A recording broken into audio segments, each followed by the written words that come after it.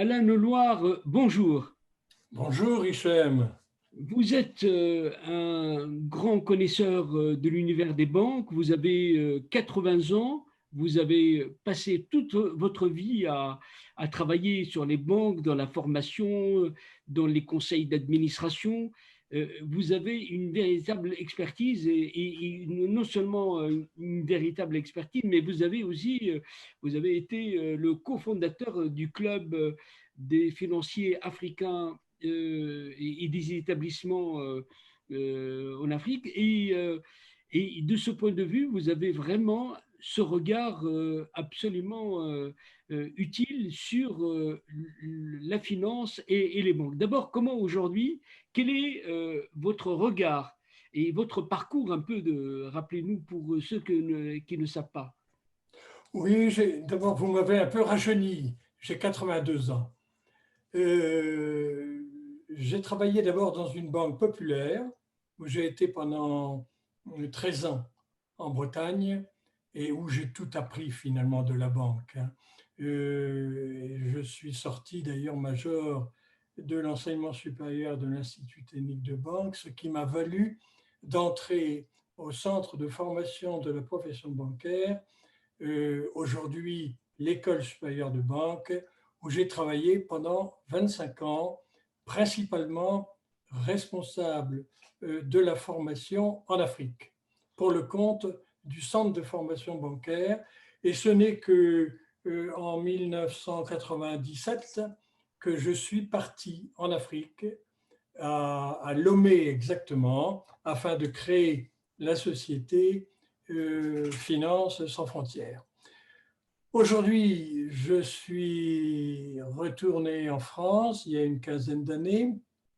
J'ai effectivement toujours des fonctions de conseiller du président du club des dirigeants de banque, le nom exact d'Afrique, et administrateur de banque africaine.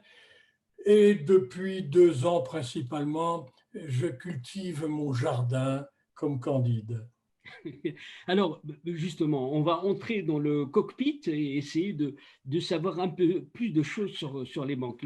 Aujourd'hui, quels sont les véritables défis pour les banques francophones en Afrique qui, ça semble certes, il y a des évolutions et des avancées considérables, mais aussi beaucoup de freins. Et comment définir aujourd'hui l'état de la situation? Bon, on peut dire que d'une manière générale, et à ma connaissance, je ne sais pas tout, loin s'en faut, y compris en Afrique francophone, les banques fonctionnent normalement, elles fonctionnent même bien. Ce que nous savons des résultats de l'année 2020 et du premier trimestre 2021 est excellent. On a les chiffres à peu près de la BGFI, on a les chiffres pour Ecobank, pour Coris Bank, et on vient de les avoir pour Finabank. Je dirais que, à l'image d'ailleurs des autres banques, des autres continents, une préoccupation majeure pour les banques, c'est la montée des risques liés au crédit, euh, qui atteint parfois un niveau important, car le coût du risque et avec le taux de sinistrabilité des engagements atteint chez certaines banques des niveaux très élevés, 10%, voire même 30% des encours crédits, ce qui est un chiffre important, pénalisant tout de même les banques. Ce Mais sont comment les... se fait-il qu'on puisse laisser filer Ah, on ne laisse pas filer. Vous savez, c'est des crédits qui hier pouvaient être sains et remboursés normalement, et qui subitement, du fait des problèmes que rencontre l'Afrique, euh, les entreprises ont des difficultés à rembourser, soit qu'elles font valoir les engagements qu'elles ont vis-à-vis des États qui ne les remboursent pas, ou dans les difficultés qu'elles ont pour importer du matériel d'investissement, Pour cela, elles ne remboursent pas le crédit et les banques sont conduites à constituer des provisions pour des montants parfois importants, provisions qui, bien sûr, agit sur leurs résultats. Alors, pour Donc, aller concrètement dans certains détails, on dit que les banques africaines ont une manière, surtout dans la partie francophone, ont une manière de banquier rentier, en quelque sorte, c'est-à-dire qu'ils vivent sur les clients, les coûts des services, etc. Qu'en est-il véritablement de cette réalité?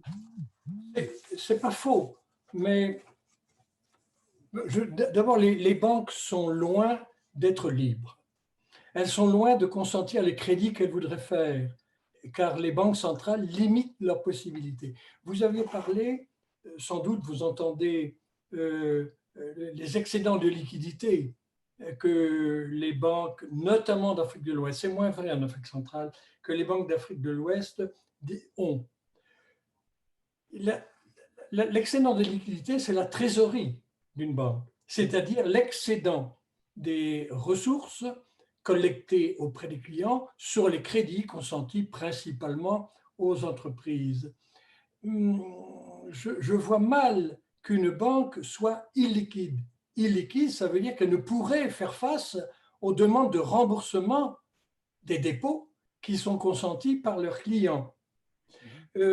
Or, il n'y a rien de plus fragile, il n'y a rien de plus volatile qu'une trésorerie bancaire. Elle peut se défaire en un jour.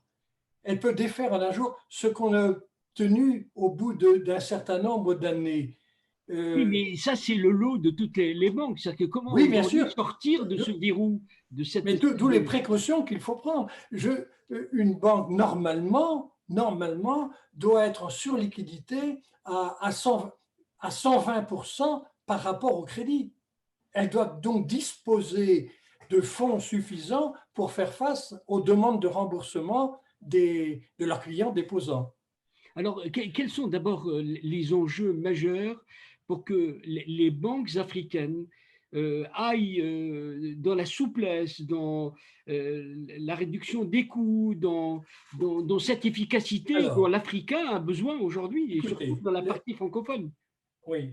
Oh, oui, surtout de la partie francophone. Enfin, je crois que les banques souffrent indiscutablement de l'environnement dans lequel elles se situent. Faut pas, C'est-à-dire, c'est-à-dire, d'abord, l'environnement, la gouvernance des États, l'environnement des affaires, la défaillance des services publics, la santé, l'éducation en particulier, dont on voit quand même peu de progrès en Afrique, tout au moins en Afrique francophone.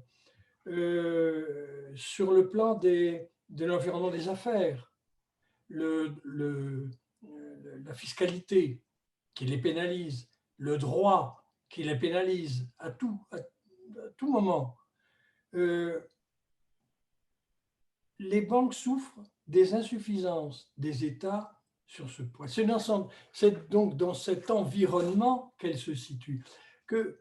Comment peut-on que peut-on dire de la fiabilité des documents comptables que remettent les entreprises clientes de banques, notamment lorsqu'elles sollicitent un crédit?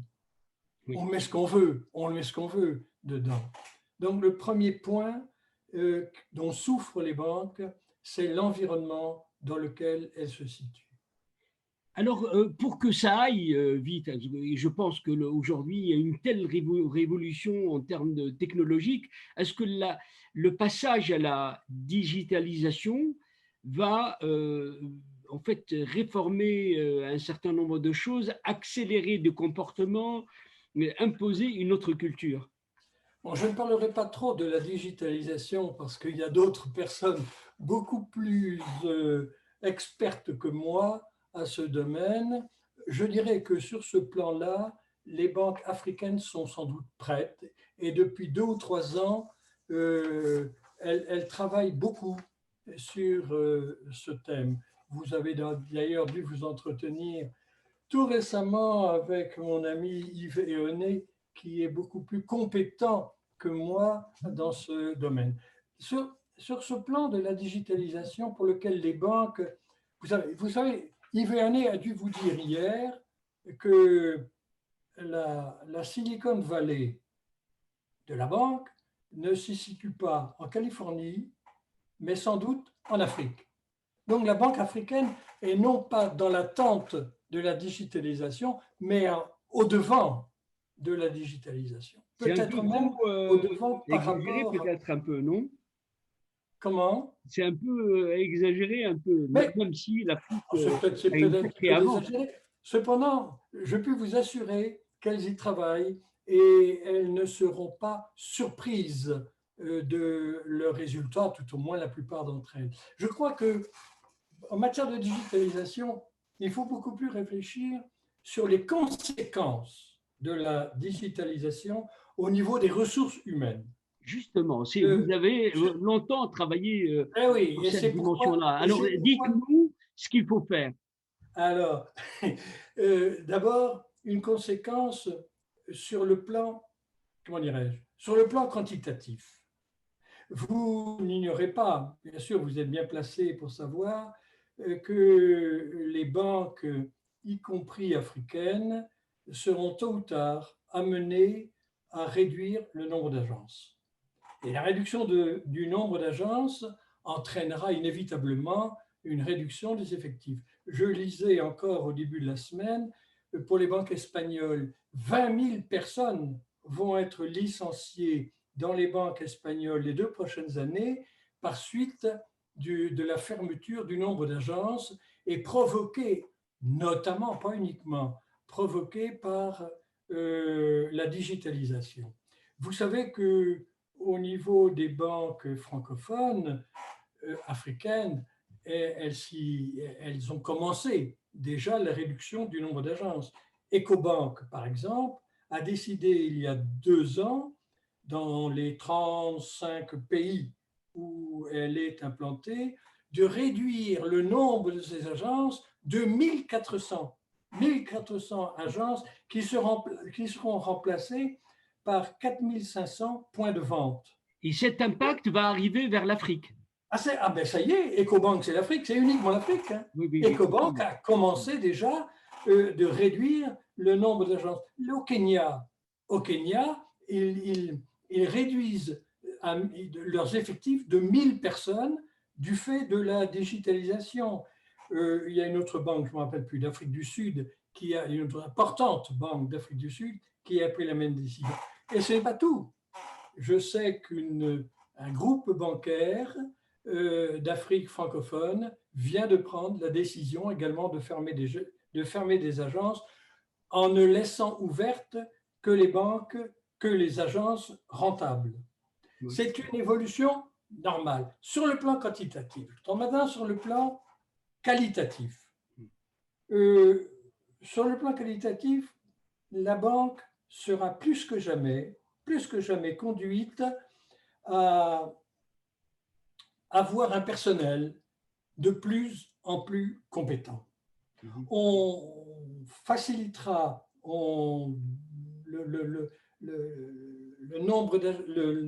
le personnel spécialisé plutôt que la quantité de personnel. Lorsque je suis rentré dans la banque moi-même, on recrutait le personnel à l'appel. Hein. Alors, au niveau du CAP.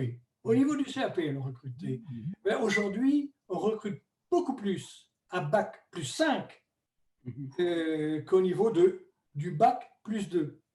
Alors, pourquoi? Ben, tout simplement parce qu'on a besoin d'un personnel de plus en plus compétent. Compétent en matière de management du risque, en matière d'informatique et de risque informatique, en matière de crédit, en matière de conformité. Alors voilà, c'est une maladie dont on fait souffrir les banques que la conformité. Récemment, le président d'une importante banque me disait « Ce n'est plus moi, le patron de ma banque, le patron de ma banque, c'est le directeur de la conformité. » Tant les banques sont obligées de respecter les textes imposés notamment par les banques centrales.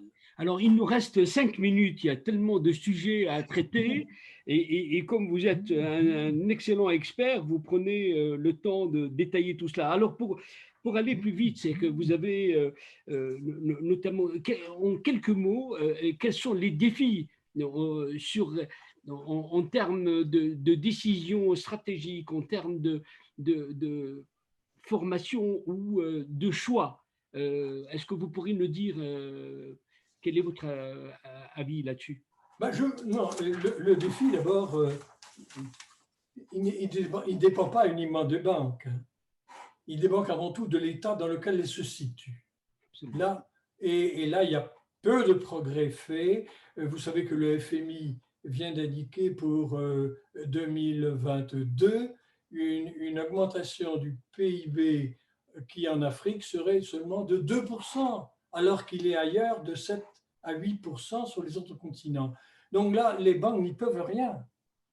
Il y a aussi un défi par rapport aux banques centrales.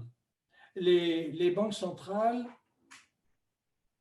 imposent de plus en plus leur conditionnalité. Ce n'est pas pour rien qu'on parle de ratio prudentiel auquel les banques sont tenues. La prudence, l'excès de prudence amène les banques à d'autres choix de financement elles préféreront financer des bons du trésor des États à 6 voire 7% libres d'impôts plutôt que de prêter aux entreprises avec les risques que cela sous-entend.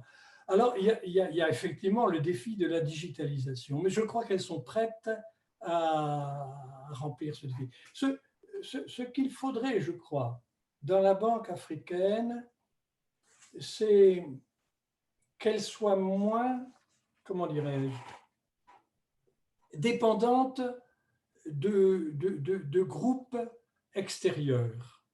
Alors, elles ne sont plus tellement dépendantes de groupes français, sauf la Société Générale.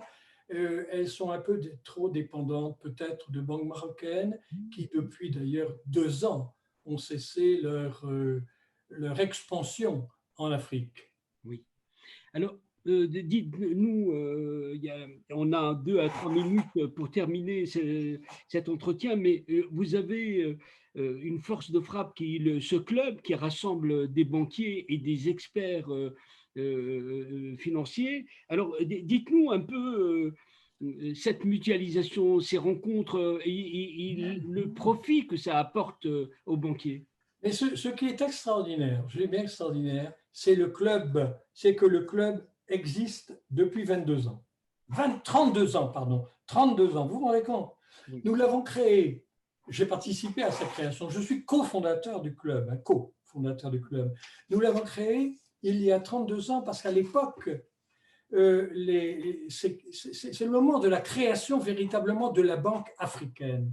Et les banquiers étaient parfois des experts financiers, ou tout simplement des autodidactes qui ne connaissaient peu de choses de la banque et ont souhaité se rencontrer. C'est pourquoi, en 1988, j'ai eu l'idée d'ouvrir un grand séminaire pour des directeurs généraux de banque à Paris.